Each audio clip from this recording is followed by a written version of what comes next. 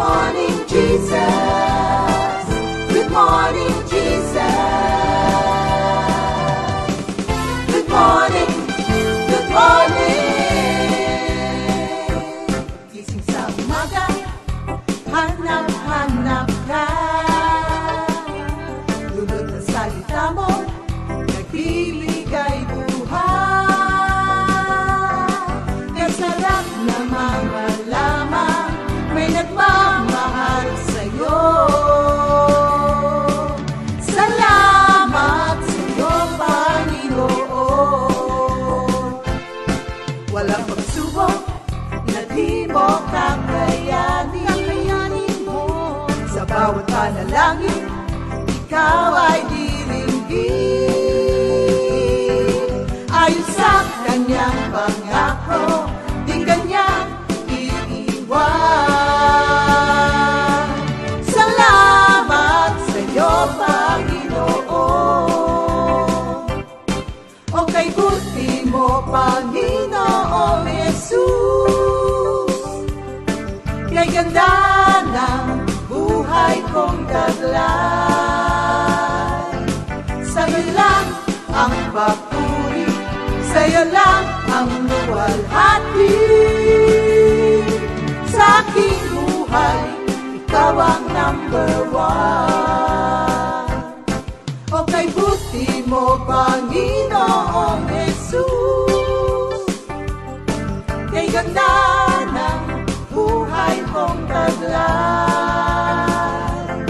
Sa'yo lang ang papuri, sa'yo lang ang luwalhati. Sa aking buhay, ikaw ang number one. Sa aking buhay, ikaw ang number one.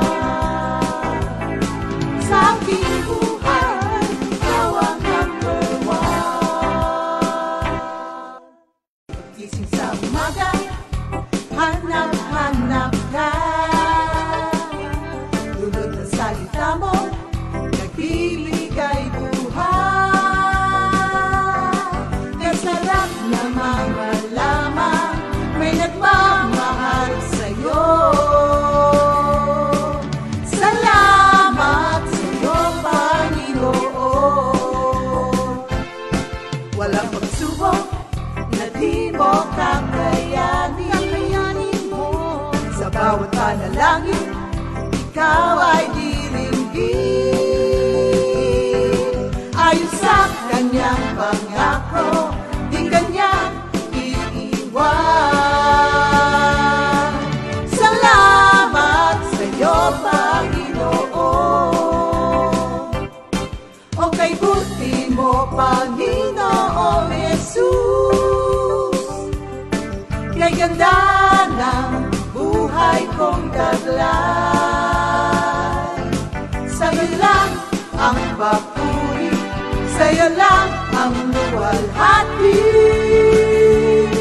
Sa aking buhay, ikaw ang number one. O kay buti mo, Panginoong Jesus. Kay ganda ng buhay kong taglay. Sa'yo lang ang papuri.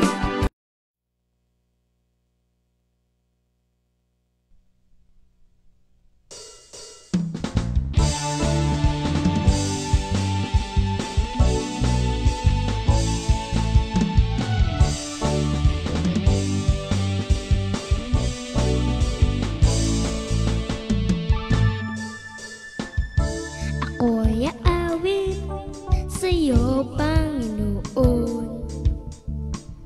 Di ko mapigilan ang pagpuri sa'yo. Ako'y walang magagawa kung ikaw ay wala sa akin. Kay buti ng ginawa mo sa buhay ko.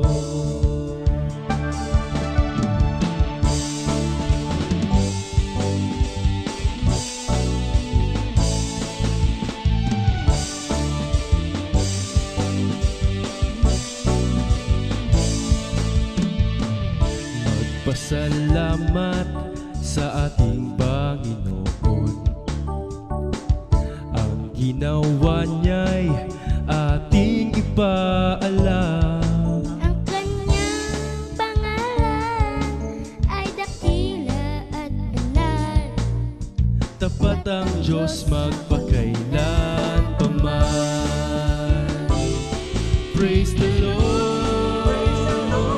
Purihin ang Diyos.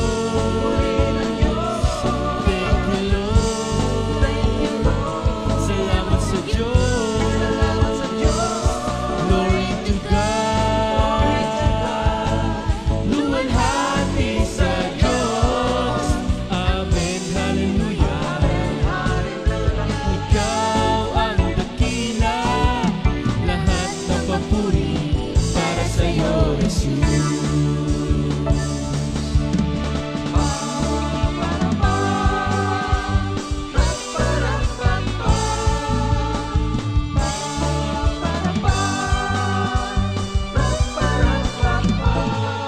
Praise the Lord. Purihin ang Diyos. Thank you, Lord. Salamat sa Diyos. Glory to God. Luwalhati sa Diyos. Amen. Hallelujah. Ikaw ang dakila, lahat ng papuri para sa'yo, Jesus. Praise the Lord. Purihin ang Diyos.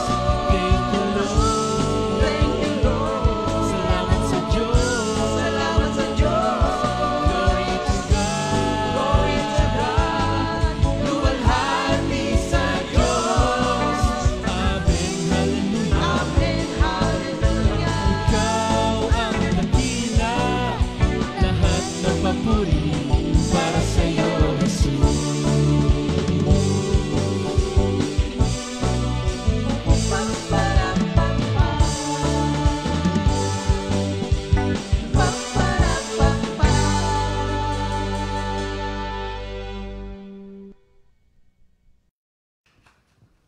Good morning, Jesus! Napakagandang bungad na awit bungad sa linggo na ito at sa bungad sa araw na ito. Ako ay aawit. Yan ang gawin natin palagi, mga kapatid. Tayo ay umawit sa Panginoon. Magdarasal po muna tayo. Lord, maraming salamat sa nagdaang linggo na kami po ay kinalinga po ninyo. At panibagong linggo naman po, Lord, ang aming haharapin. Haharapin namin siya with hope na ang lahat ng bagay ay magiging ayon sa kalooban po ninyo. Thank you, Lord, sa masarap na tulog, sa maagang paggising, sa malakas na pangangatawan. Maraming salamat, Lord, paggising may pagkain sa hapagkainan at napakaganda ng buhay na pinagkaloob niyo po sa amin. Muli, Lord, dahil ikaw ang nagbigay sa amin ng araw na ito, muli po namin itong ino-offer back to you, Lord. For your glory, gamitin niyo po kami, Lord. At sa araw po na ito, mangusap kayong muli, Lord. Kami po'y naghihintay ng inyong instruction sa amin, Lord, para sa araw na ito. Speak, Lord, we are all listening. Thank you, Lord. In Jesus' name we pray. Amen. Thank you, Lord. Okay, mga kapatid, yung atin pong VOTD for today, at siya na rin po ang ating memory verse of the week, ay makikita po natin sa Psalm 50 verse 14. Offer to God thanksgiving and pay your vows to the Most High. Psalm 50 verse 14. So, nung mga nakaraang araw po, napag-usapan po natin na ang Lent is a season set aside po for self-examination, spiritual renewal, di ba? Yung growth, fasting, at na-discuss na po natin yung self-denial at saka denying of self. Sabi ng mga iba, must we keep on this self-denial work? The answer po is yes, mga kapatid. Dahil po ang Christian life is a continuous Lent. Nasabi ko lang pong continuous length dahil karamihan po ng mga tao, nangyayari, nagkakaroon lang ng self-examination, spiritual renewal, and growth during Lent. Pero, ang totoo po, dapat po ito ay constant. Ito ay constant self-examination, spiritual renewal, and growth. Kasi continuous Lent nga ang Christian life. Kasi po, everyday po, make it our business everyday na kailangan pigilan po natin yung mga urgings of self-will.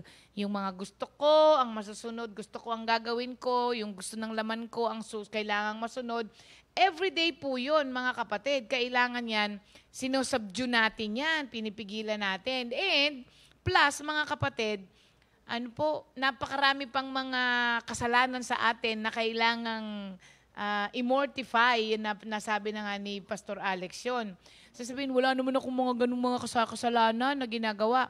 Alam niyo po ba, maski yung sin of feeling entitled to something, o maski yung feeling of being entitled to something, tas pag di mo nakuha, nagagalit ka, it is also a sin. Kaya marami, mga kapatid, hindi pwedeng sasabihin mong wala. Every day, meron tayong mga nagiging pagkukulang. Kaya kailangan natin yan na aayusin sa ating buhay. At inire-remind ko lang po na ang Lent is a season not just to turn inward. Kasi ang nangyayari, puro inward eh. Tinitignan natin inwardly. Para bang ano ba ang kailangan kong gawin? Ganon. Ang Lent po is also a time to turn towards Christ. Huwag yung papunta sa atin. Ano naman po ang pwede nating gawin? 'Di ba? Yung towards Christ. Kasi po, ang totoo po niyan, ang Lent ay pagkakataon para sa ating lahat to deepen our understanding and appreciation para doon sa pagkamatay ng Diyos para sa atin at saka sa kanyang muling pagkabuhay para tayo ay makasama din niya. So, wag lang pong inwardly ang purpose ng mga ginagawa nating Lent, but towards God. Kung ano ang pwede nating gawin para po yung ating relasyon sa Kanya ay mas lumalim pa. So, dapat ito nakasenter on our union with Christ rather than yung mga function lamang as mga extended meditation on Christ's suffering. Wala pong problema doon.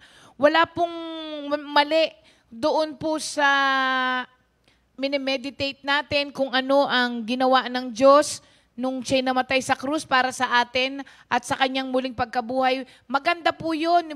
We meditate on that. Pero, kailangan po, mga kapatid, as we do that, kailangan lumalalim yung spirituality natin. Nagiging deeper ang ating relationship sa Panginoon. Pero sa araw na ito, sabi ng mga iba, ano bang sacrifice na pwede kong i-offer kay Lord para maging acceptable sa Kanya? Ito pong binasa natin ay nakakalimutan po natin palagi.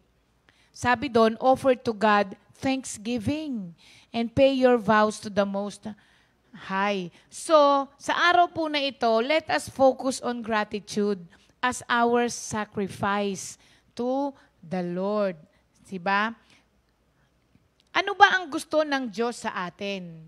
Alam niyo po, si Lord, hindi lamang niya gusto yung umaawit tayo sa Kanya, although that is fine. Hindi lang din po niya gusto yung uma-attend ka, yung attendance natin, although that is fine too, mga kapatid. At hindi lang po basta gusto niya na nagpe-pray tayo sa Kanya at yun ay magandang bagay din. What He seek po, according to Psalm 50 verse 14, is a thankful heart. Ano po ba ang naghihinder sa atin para po maging thankful ang puso natin sa ating Panginoon? Ang sacrifice po kasi is something into which you put an effort, di ba? It cost you kapag ito ay ino-offer mo or ibinibigay mo. Natanong ba natin po kung bakit sa Scripture, Old and New Testament po, nag-e-emphasize to above all sa pasasalamat sa ating Panginoon? Kagaya po sa 1 Thessalonians 5:18, ang sabi doon, give thanks in all circumstances. Ang sabi niya, for this is the will for you in Christ Jesus. Bakit po kaya ganun? Diba? Bakit kaya sinisik ni Lord yung pasasalamat natin? Naalala niyo po yung 10 ketongin, lagi ko yung naalala. 10 ang pinagaling po ng Diyos na mga ketongin, pero isa lamang ang bumalik para magpasalamat sa Kanya. Tapos, ang sagot ni Lord, ang tanong ni Lord sa Kanya, nasaan yung 9 na pinagaling ko? So, nangangahulugan po na hinahanap ng Diyos ang ating pasasalamat. Ang thanksgiving po kasi comes only as a result of having received something. Tama po ba? Ano ang ipapasalamat mo kung hindi ka nakatanggap? So, iyon po ang dahilan kung bakit tayo nagpapasalamat. May inabot sa'yo, thank you, Lord. Hindi ba? May ibinigay sa'yo, thank you, Lord. So, kung ganun po ang pamamaraan of how Thanksgiving works, then, Christianity, ang ating pong buhay ngayon, Christianity should always be expressed in thanksgiving. Bakit kanyo? Bilang tagasunod ni Kristo, ibinigay sa atin ang lahat. Kaya dapat constant ang thanksgiving ng lahat ng mga Kristiyano. Dahil ito po ang relasyon na puro bigay ng bigay ang Diyos sa atin.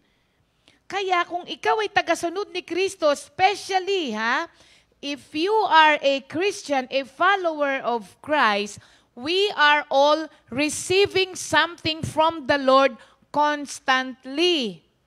Walang araw na hindi po tayo pinagkalooban ng Diyos. Sasabihin, ang laki ng problema ko, pinagkalooban ng Diyos. Kapatid, kung hindi ka binibigyan ng Diyos ng kalakasan, baka lugmok ka na sa sinasabi mong malaking problema. Kaya alam niyo po, constantly we are receiving something from the Lord. It may not be material, pero sometimes it's physical, emotional, mental. Di ba mga kapatid? Marami tayong nararanasan o natatanggap sa ating Panginoon daily. Sabi nga, dakilang pag-ibig ng Diyos, dakilang pag-ibig ng Diyos, di nagbabago. Katapatan niya'y walang hanggan. Tuwing umaga, ito'y bago. Laging bago. Dakilang pag-ibig ng Diyos, di nagbabago. Constantly, mga kapatid, everyday, iba ng iba. Yun nga lang pong nagising pa tayo. Hindi ba po malaking pasasalamat na po dapat ang lumalabas sa atin dyan?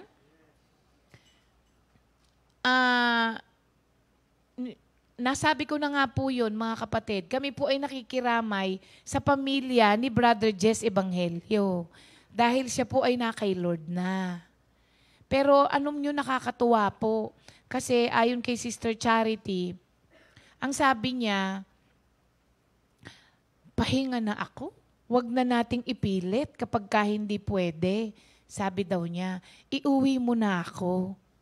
So, from the start, alam naman ni Brother Jess kung ano ang pupuntahan niya kung sakasakaling tawagin siya ng Panginoon. Sabi ko nga, Sister Charity, ang pinakamagandang pagpapala, no?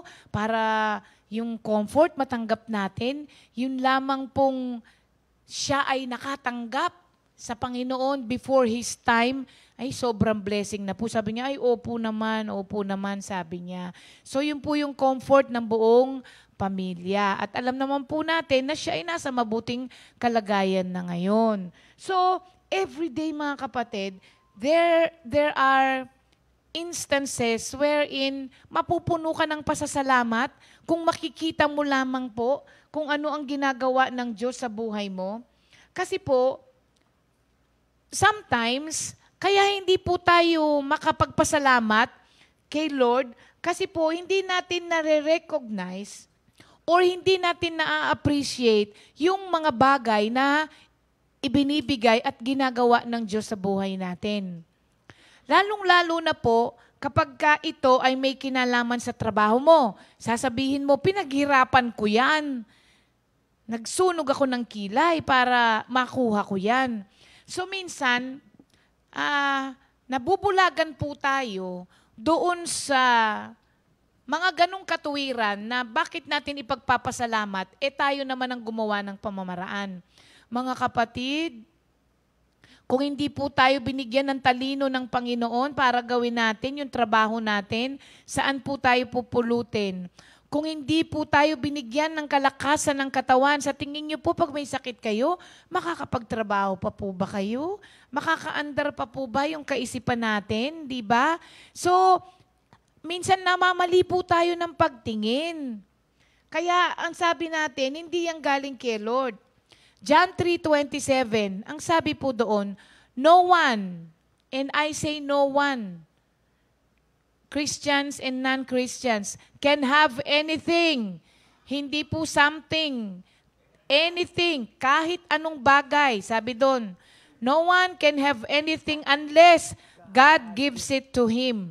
So nangangahulugan, kahit sino po tayo, kahit na ano pa tayo, kahit anong meron tayo ngayon, hindi po tayo magkakaroon yan hanggat hindi ang Diyos ang nagkaloob dito sa atin. Kaya, imposible pong hindi tayo makapagpasalamat, mga kapatid. Tapos po, hindi natin maibigay sa Kanya the glory that is due Him kasi kadalasan, inaangkin natin. Ang Diyos ang merong gawa, pero ang tao ang, naghahanap ako ng word na magra-rhyme to. Ang Diyos ang may dahilan, pero ang tao ang nakikinabang. O, pwede. Wow, si Arnold maagang nagkape. Active ang kanyang ngayon. Oo.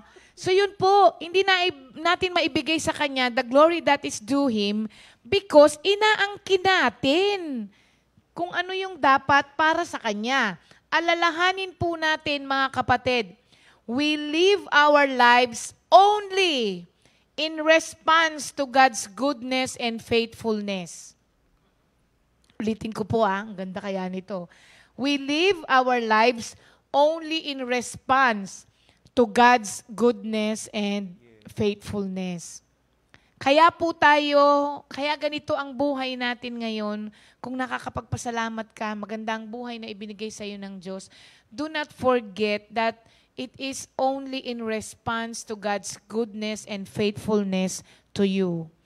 Minus the Lord, we are all nothing. Pangalawa po, behind all our work and all our achievements lies God's work and providence. Behind all of our work and all of our achievements lies God's work and providence.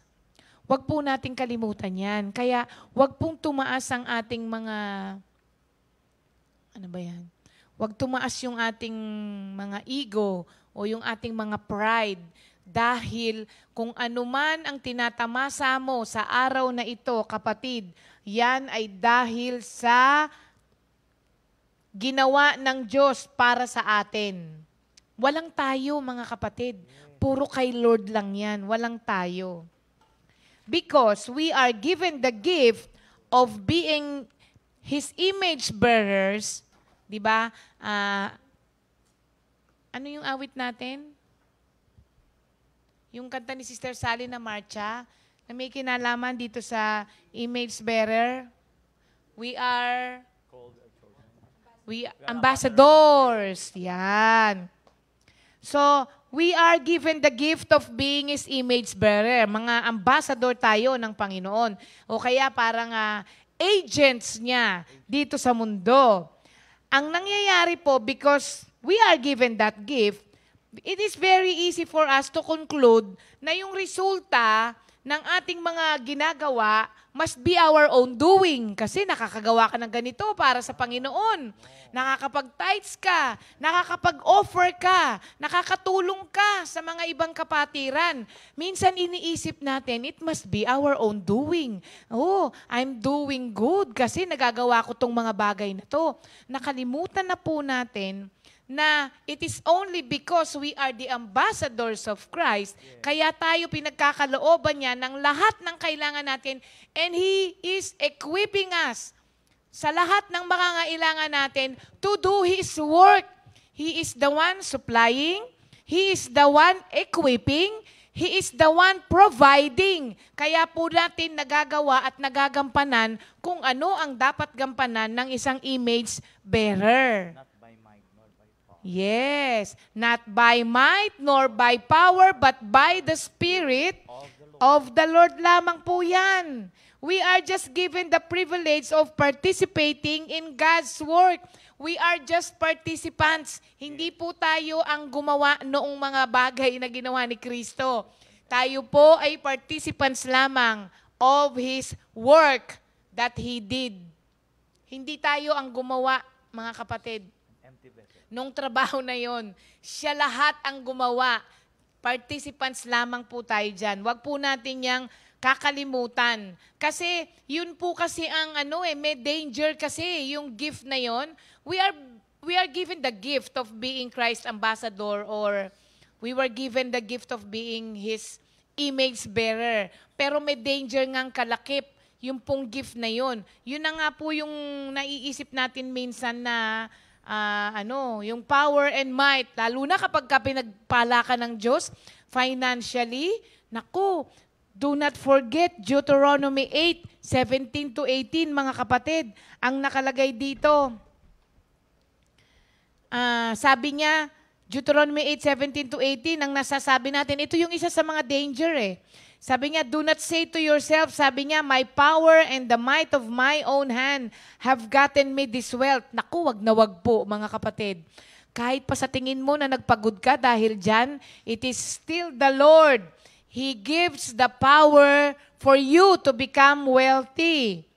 Ang mga kayamanan na meron po tayo ngayon o mga bagay na ini-enjoy natin ay resulta po lamang ng ginawa ng Diyos para sa atin. He is the one who stands behind all our work. Nakakalimutan lang natin yan minsan, mga kapatid. Hindi po tayo ang may kagagawan lahat nun. So, tandaan po natin, sa buhay po natin ngayon, if our life is not rooted in gratitude to God, ang mangyayari po dyan, we see the world and we see everything around us na ang akala mo, glory to you, sasabihin mo sa sarili mo, good job, papalakpakan mo yung sarili mo. Good job, self. Ginawa mo lahat ng bagay na to, kaya ngayon, live happily. Naku, wag po, mga kapatid. Kaya ngayong mga ibang tao, di ba, nakakatakot kasi nabubuhay dito sa mundo na akala mo walang Diyos behind of what they are enjoying. Kaya sa Romans 1:21-22, ang sabi ng Diyos, though they knew God, they did not honor Him as God or give thanks to Him, but they became futile in their thinking, and their senseless minds were darkened.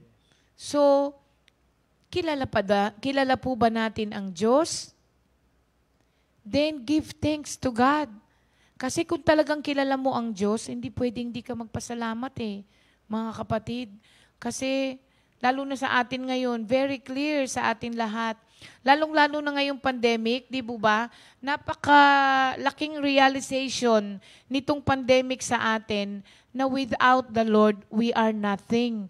But with the Lord on your side, you can bear anything.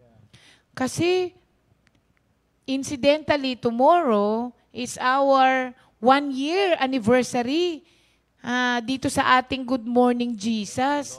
Ang live streaming po natin nag-umpisa ng March 16 of last year. And tomorrow is March 16. So sa isang taon, siguro parang sa buong buhay natin, ito yung isang taon na ang dami nating na-realize.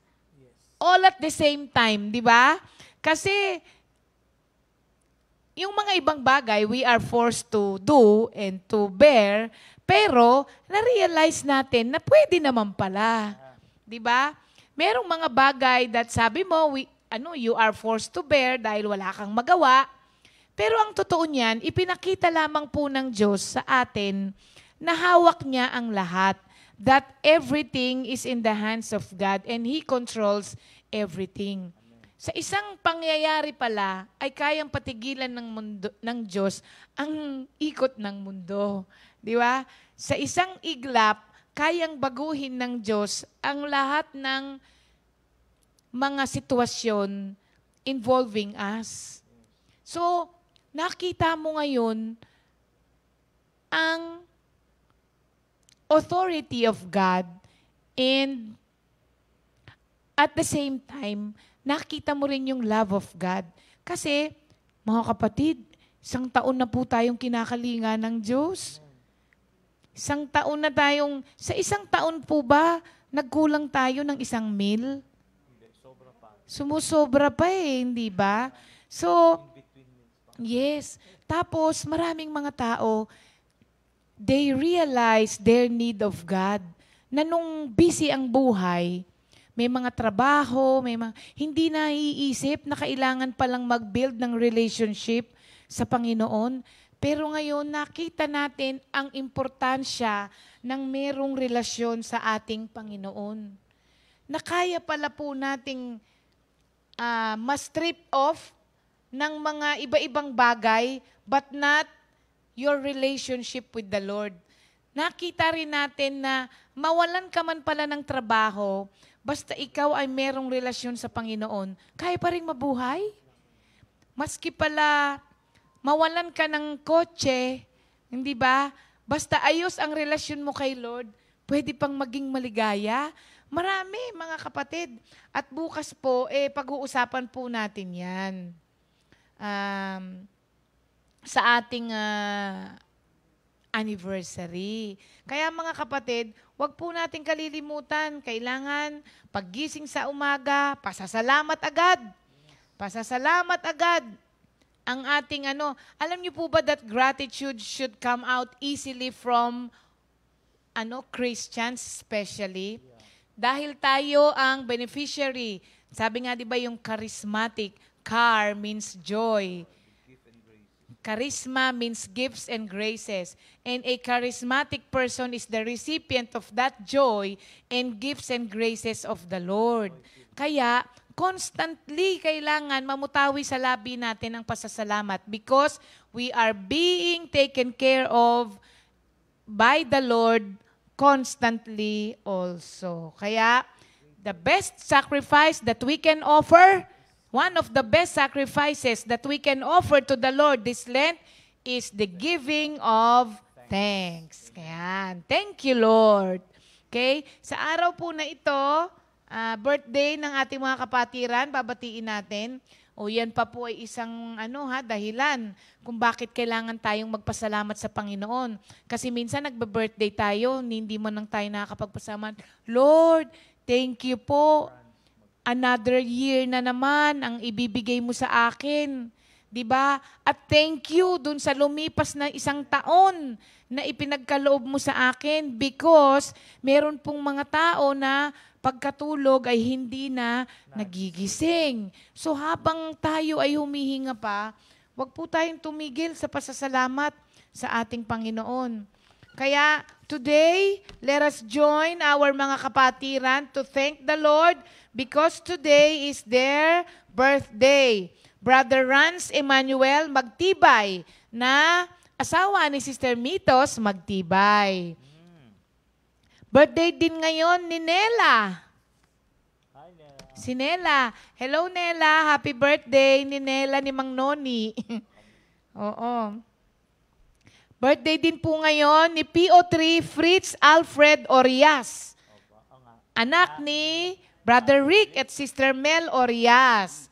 kahapon, hindi natin nabate si Sister Lydia Kalapatan, si Sister Riza Dakles ng ating Sacred Heart, at si Sister Josie Maninang na kapatid ni Brother Benny Calderon. Sister Monique Rayray and Brother Matthew Seco. Mga apo. Ang daming apo ni Sister Glo, no? Sister Glo Garcia. Happy birthday po sa inyong lahat, Sister Jam. Happy, happy birthday, happy birthday, happy, happy birthday, happy birthday, happy birthday, happy birthday to you. Happy, happy birthday, happy, happy birthday, happy birthday, happy birthday to you. May the Lord God bless and keep you. May the Lord's light shine upon you. Happy, happy birthday to you.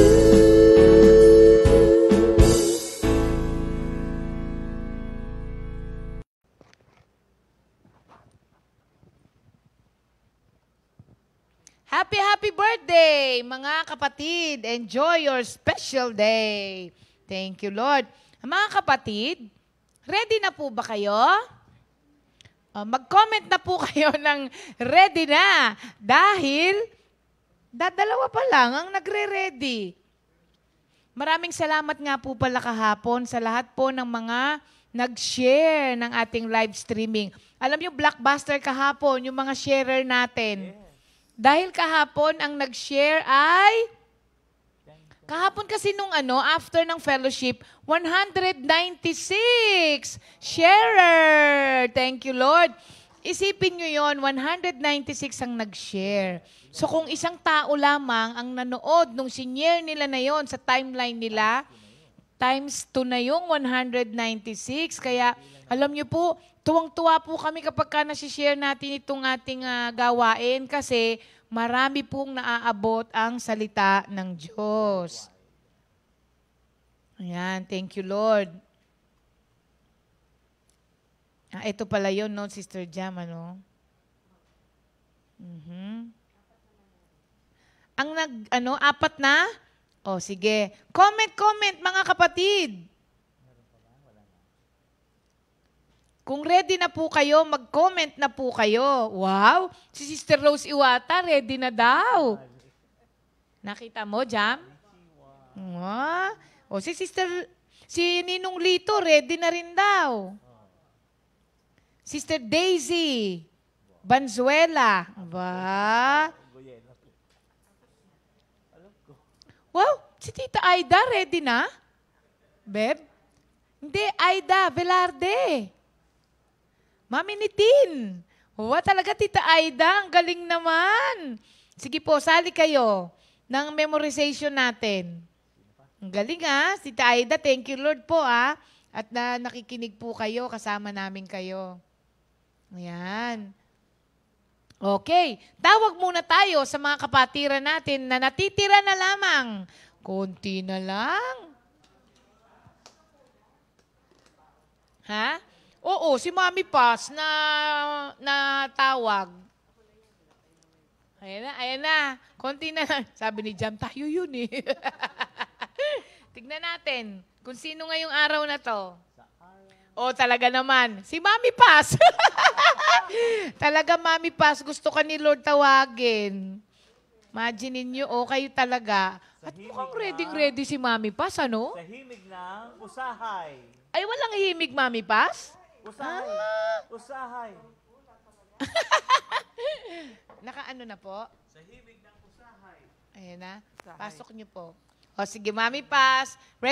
Mukhang ready na si Mami Paz Hindi siya nag-pass ngayon. Sige po, Mami Paz. Go po! Amen. New Testament. Matthew, Mark, Luke, John, Acts, Romans, 1st, 2nd Corinthians, Galatians, Ephesians, Philippians, Colossians, 1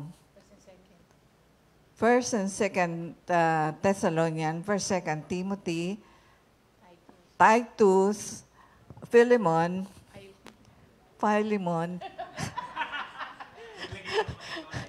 Philemon, kalimutan ko tuloy. Hebrews, James, First, Second Peter, First, Second, Third John, Jude, Revelation. Yeah. Kinorek naman ni Mami Pas yung sarili niya. Hindi daw Philemon. Philemon. Parang hindi daw Philippines, Philippines. O Mami Pas, pumili ka dyan. Alin ang gusto mo dyan? Wow. Okay. Buti iba yung binili ni Mami Pas, oh. Okay, thank you, Lord. Ayan po ang ating mga senior na kahit na senior. So si Mami Paz nakamemorize na ng Old and New Testament. Sa isang linggo, Yes. sa isang linggo, no? Grand finals na natin, mga kapatid. Pamimigay na natin yung ating air fryer, kaya mag-ready na kayo. Basta po, ang ating usapan, mga kapatid, buo, may tono, Perfect. at walang mali kahit isa. Yeah. No, walang samaan ng loob, ha? Ay, paano si Tolix? Buo niya, may kwento. Ang ganda. Basta kahit na sino. Hindi kahit sino, welcome. Hindi na tayo magdi-disqualify. Kahit sino pwede, okay? Basta buo, may original na tono. Original ba dapat? O kahit hindi original, basta may tono, no, Beb? Basta may tono, kahit hindi original, buo na walang mali. Yan. Abay. At magkakaroon kayo ng air fryer. Abay. Meron tayong first, second, and third. John, Jude, and Revelation. May regalo pa rin tayo. Okay. Thank you, Lord. Okay. Oh, dumami na. Brother June Mangigad. Buti si Brother June, yung classmate mong si Brother Max, finally, kahapon, nakanood na. Si Sister Rose Iwata, at least, di ba, tumama sa anniversary. Oo. Bagong matapos ang taon, nakapag-login si Brother Max. Sister Rose Iwata, Sister Klang Rabang, Brother Lito Santarinala, Sister Daisy Branzuela, si Tita Aida Velarde, Sister Relly Danganan, and Sister Feli Alyare. Alam niyo, tuwang-tuwa si Nanay Feli. Sabi niya, nag-message siya. Sabi niya, tuwang-tuwa ako, Sister Ria, hindi dahil sa ako ang, ang nag-compose noon, kung di ako'y tuwang-tuwa sa interpretation ng ating mga ministers. Sabi niya, ibang klase daw. At tapos, minedli pa daw ng Sisters of Faith kahapon. Kaya sobra-sobra daw yung kanyang kaligayahan. Okay. Game na tayo, Sister Jam? Okay. Spin the wheel.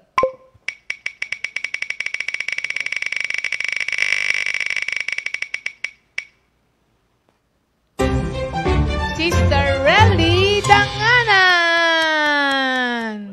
Ba, si Sister Relly, nakaka-old and new, ano? Sige, tawagan natin ngayon si Sister Relly. Pakipatay ang inyong... Ano nga ba yan? Ano yung papatayin? Yung live streaming nila patayin. Ang alin? I-turn off nila yung live stream nila. Oo. Turn off? Yung live stream. Okay. Sister Relly? Ayun, si Sister Relly. Good morning, Sister Relly.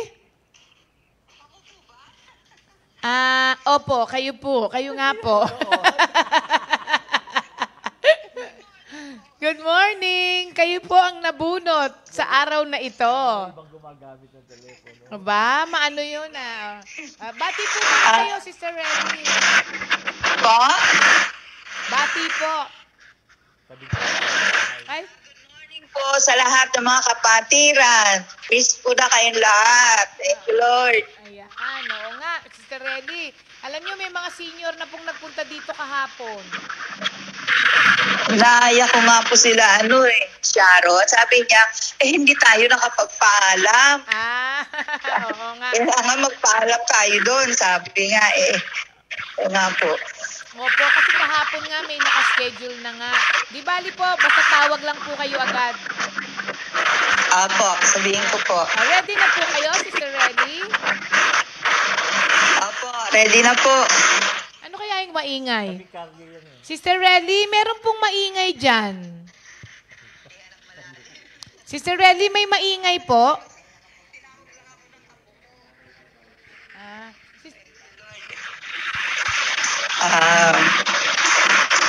Matthew, Mark, Luke, and John. Acts, Romans, 1 Corinthians, 2 Corinthians, Galatians, Ephesians, Colossians, Colossians, First, Second, Thessalonians, First, Second, Timothy, Titus, Philemon, Timothy, and James, First Peter, Second Peter, First John, Second John, Third John, Jude, Revelation. Wow! Sister Relly, ano po tono yun? Bago na ang lakad ko. Binagalan lang kaya hindi nahalata. Bago na ang lakad ko. Ang galing naman ang tono ni Sister Relly, Congratulations po, Sister Relly. Thank you, Lord po. Opo, kayo po ay nanalo ng bag. Ayan. Kaya pagpunta nyo dito ng fellowship, ito ang inyong regalo. Makukuha nyo na. Ayan. Thank you, Lord din po, Sister Relly. See you soon po. See you soon. Apo. Ayan. Kahapon gusto daw nilang pumunta ng fellowship nila Sister Sharon. Kaso nasabi natin, tatawag para ma-schedule dahil hindi pwedeng sabay-sabay, ano? Ayan, ng ating mga winners sa araw po na ito. Mga kapatid ha, mag-ready na po kayo. At wag... Ha? Books of the Bible.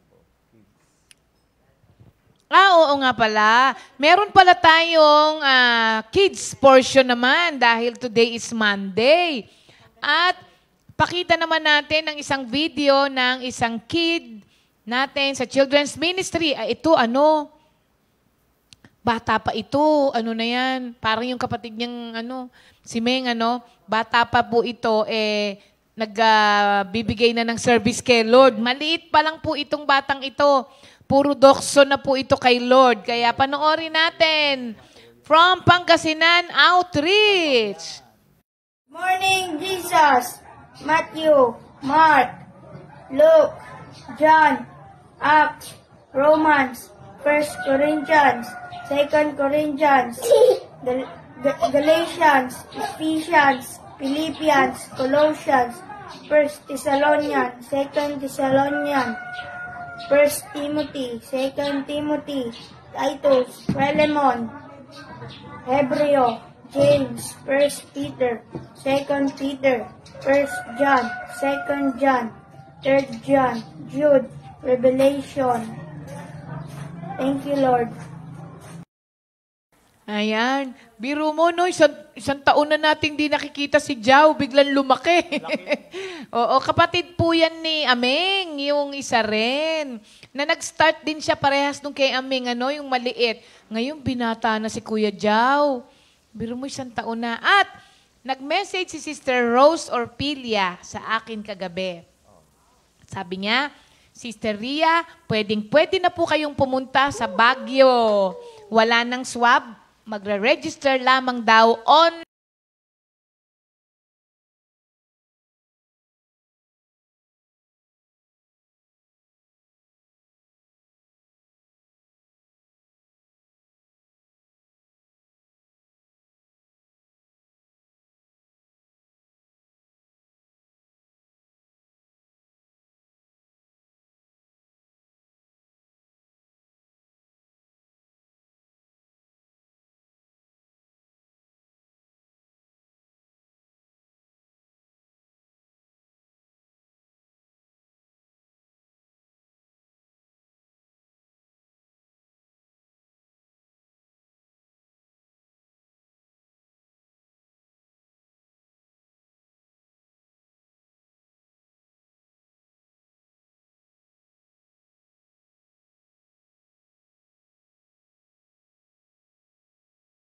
pupunuin lang po natin ng pasasalamat kasi yun lang naman po ang pwede nating ibalik sa Panginoon sa lahat ng ginawa niya sa atin sa buong taon na ito.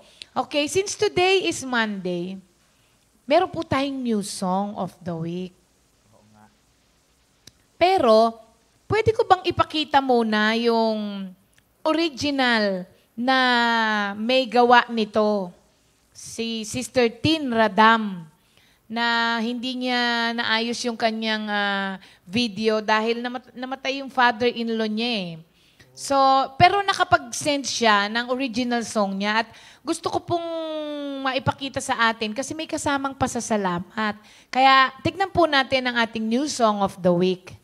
Good morning, Jesus. Good morning, Comfy family. Ako po ay nagpupulit nagpapasalamat sa Panginoon dahil nabigyan po ako ng opportunity na makapag-share at makapaghandog po ng bagong awitin sa Kanya. Kahit na may mga pagsubok na pinagdadaanan po, kahit anumang sitwasyon, everything give thanks to the Lord po talaga. Share ko nga po yung kay brother husband. Kinuha na po ni Lord ang kanyang father sa Isabela po na kapatid po ni Sister Annette. Talagang kahit na ganun po ang nangyari talagang si Lord lang po talaga nakakaalam. Nagpapasalamat din po kami sa Panginoon dahil napagkalooban na naman po kami ng bagong anghel po sa aming pamilya. Dito po sa awit 7 verse 17, ako'y magpapasalamat sa Panginoon ayon sa kanyang katuwiran at aawit ng pagpupuri sa pangalan ng Panginoon ng kataas-taasan. Thank you, Lord po. Ito po ang aking bagong awitin.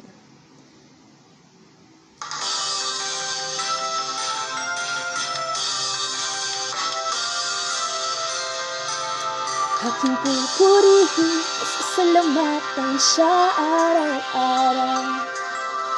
Di ako titigil ng pasasalamat magpakailanman. Kadakilaan mo, O Diyos, sa aking ihahayag. Sa lahat ng tao'y pagsisigawan ko ang kabutihan mo.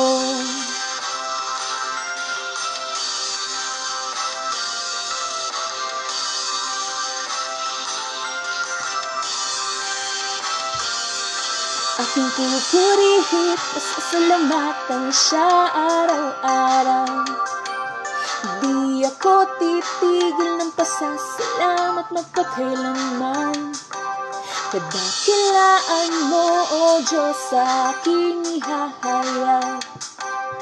Sa lahat ng tao'y pagsisigawan ko ang kabutihan mo.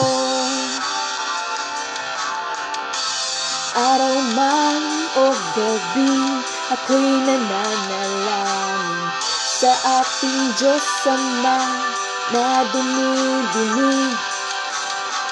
Panalangin tinutupahad, pagsubok may pinapasan, pag-ibig niya'y walang hanggan sa aking buhay. Araw man o gabi, ako'y nananalangin sa ating Diyos Ama na dumi-dumi. Panalangin tinutupahad, pagsubok may pinapasan, pag-ibig niya'y walang hanggan sa aking buhay. Aking pupurihin, pasasalamatan siya araw-araw. Hindi ako titigil ng pasasalamat magpakailanman. Kadakilaan mo, O Diyos, sa aking ihahayag. Sa lahat ng tao'y pagsisigawan ko ang kabutihan mo. Ako ay mapalad, ako'y may Diyos na buhay, isang ama kaibigan kong tunay. Aking pupurihin at sasalamatan siya araw-araw. Di ako titigil ng pasasalamat magpakailanman. Kadakilaan mo, O Diyos, sa aking ihahayag. Sa lahat ng tao, pagsisigawan ko. Aking pupurihin, pasasalamatan siya araw-araw. Di ako titigil ng pasasalamat magpakailanman. Kadakilaan mo, O Diyos, aking ihahayag. Sa lahat ng tao, pagsisigawan ko ang kabutihan mo. Ang kabutihan mo. Ang kabutihan mo. Thank you, Lord po. Good morning!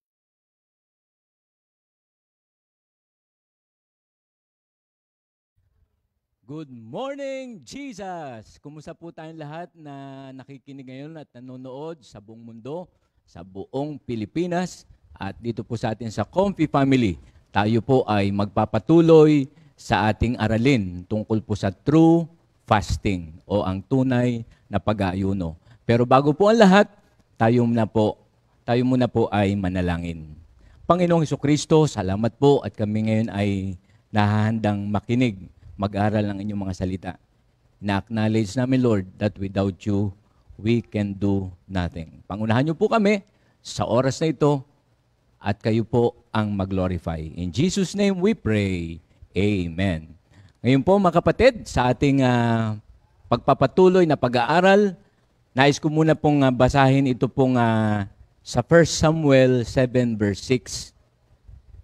Nang matipon sila sa Mispa, kumuha sila ng tubig at ibinuho sa harapan ni Yahweh bilang handog. Maghapon silang nag-aayuno at nanangis ng ganito. Nagkasala kami kay Yahweh. Doon sa Mispa ay nanungkulan si Samuel bilang hukom sa sambayan ng Israel. Ang mensahe po ng ating Panginoon. So dito po mga kapatid, sa ating pag-aaral ay tatalakayin ko po ang Samuel's fasting. At salamat po kay Lord nung pong mga nakaraang araw sa prayer na natalakay po natin who is Samuel, no, heard of God, an oracle of God. Siya rin po ang judge of Israel and at the same time prophet of Israel. So ngayon po mga kapatid, sa atin pong aralin tungkol sa fasting, nag-declare din po pala ng fasting itong ating nununo na si Samuel mga kapatid. At yun nga pong binasa natin doon po sa 1 Samuel 7 verse 6. Ngayon po, nais ko pong bigyang pansin yung ini-offer nila na na tubig. Kasi kung titingnan natin, marami namang bagay na pwedeng i-offer sa Diyos. Pero bakit kaya po tubig? Na-call lang yung attention ko doon. Kasi sabi po ron, di ba, matipon sila sa Mispa, kumuha sila ng tubig at ibinuho sa harapan ni Yahweh bilang handog.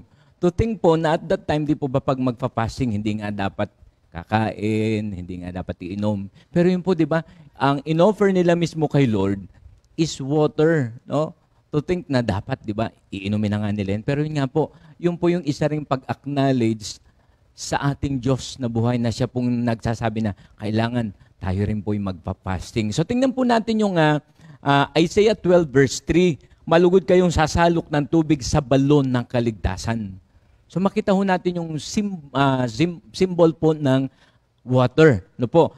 And also, doon din po sa John 7:37 to 38, sa kahuli-hulihan at pinakatanging araw ng pista, tumayo si Jesus at nagsalita ng malakas, kayong mga nauuhaw ay lumapit sa akin, at ang lahat ng nananalig sa akin ay uminom, sapagkat sinasabi sa kasulatan, mula sa puso ng nananalig sa akin ay dadaloy ang tubig na nagbibigay buhay. So salamat po, no, na sa ating buhay ngayon ay naroroon na kapag tayo po ay inuutusan ng Diyos to fast o mag-ayuno, di po ba, napakahalaga po na sumunod tayo, and at the same time po, yung ito pong symbol ng water ay makita natin na sa atin pong pagsunod, pagtalima sa ating Diyos, at nadodoon ho ang kaluguran niya. sa halip na ito'y ating iinumin, pero ino-offer natin kay Lord. So, ang kapalit naman po noon, pagkatapos natin na makapag-fasting, hindi lamang answered prayer, kundi makikita po natin ang lahat ng provision will flow like the river. Katulad po ng tubig sa isang batisan. So, sa atin po, yun sabi ko, yun pala ang isang kahulugan kung bakit ang inoffer nila na handog kay Lord is water. And of course, ang isa rin pong symbol niyan ay purification o ang paglilinis nga po. Ngayon po tingnan natin ang what's the purpose of fasting. In Isaiah 58 verse 6, ganitong pag-aayuno ang gusto kong gawin ninyo. Palayain ninyo ang mga di makatarungang ipinabibilanggo. Kalagin ninyo ang tanikala ng inyong mga inalipin.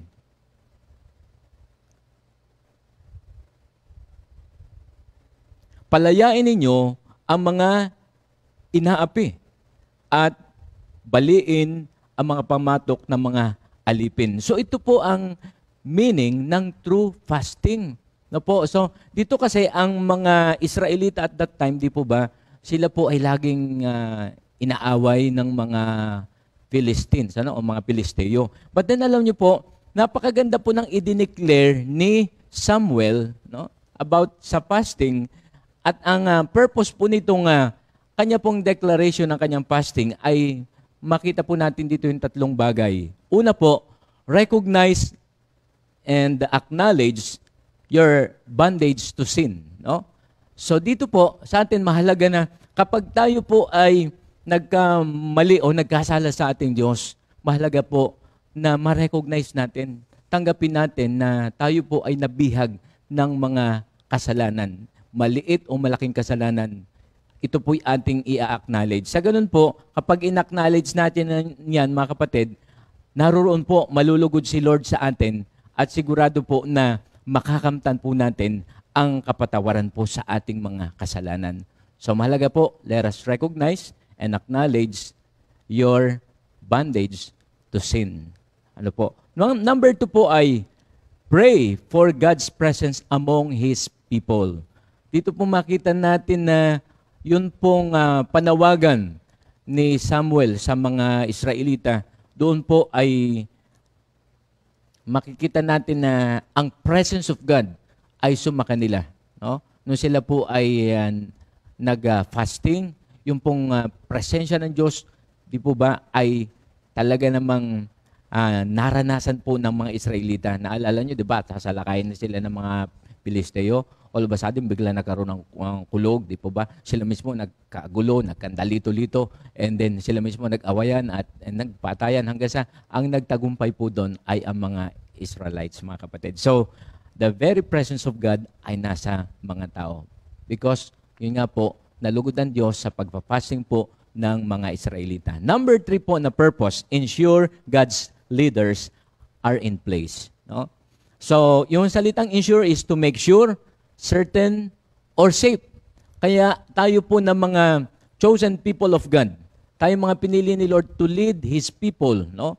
Ay talaga pong nadoon ang atin pong kaligtasan, no? Yung ating security also, nandoon po, sapagkat yun po ay pinangako ng Diyos sa lahat ng mga sumusunod sa Kanya at naglilingkod sa Kanya. Now, when we repent and turn from our sins, God can then use us to free those around us from enemy control. The Samuel's past is a beautiful example of this. Po.